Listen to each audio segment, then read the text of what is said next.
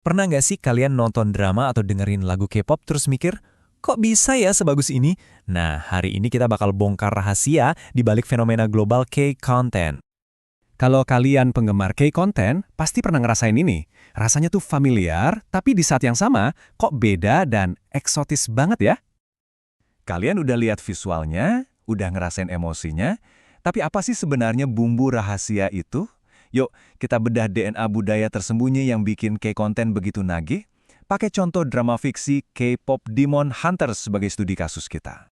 Oke, kita mulai dari yang paling dasar dulu, yaitu cara K-content memandang konsep kejahatan. Ini beda banget loh. Kalau di cerita-cerita barat kan, iblis itu biasanya musuh yang harus dihancurkan. Nah, pendekatan di Korea itu justru buat memahami dan menyembuhkan sumber masalahnya. Tujuannya bukan buat melawan, tapi untuk menenangkan arwah yang gelisah itu. Kunci dari semua ini adalah sebuah konsep emosi yang khas Korea banget, namanya Han. Han ini semacam kesedihan atau dendam mendalam yang belum tuntas. Jadi di banyak cerita Korea, hantu dan iblis itu sebenarnya bukan murni jahat, tapi mereka bertindak karena Han yang mereka bawa. Artinya apa? Karakter-karakter ini itu jadi kompleks, gak cuma hitam putih baik atau jahat. Mereka punya latar belakang cerita yang dalam dan seringkali tragis.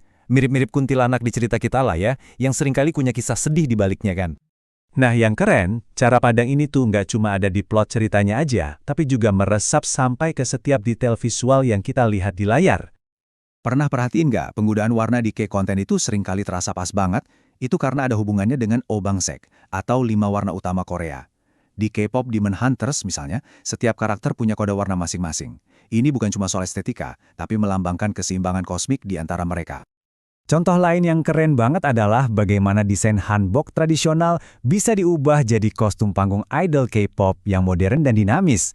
Coba deh perhatikan garis kerah yang khas atau cara kainnya yang berlapis-lapis. Itu semua adalah DNA dari hanbok.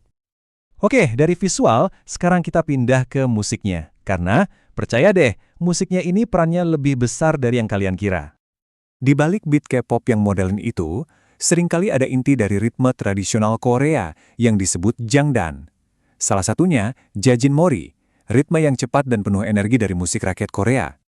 Ritme tradisional inilah yang kemudian dicampur dilebur dengan ketukan 4/4 dan polesan produksi musik K-pop modern yang kita kenal sekarang.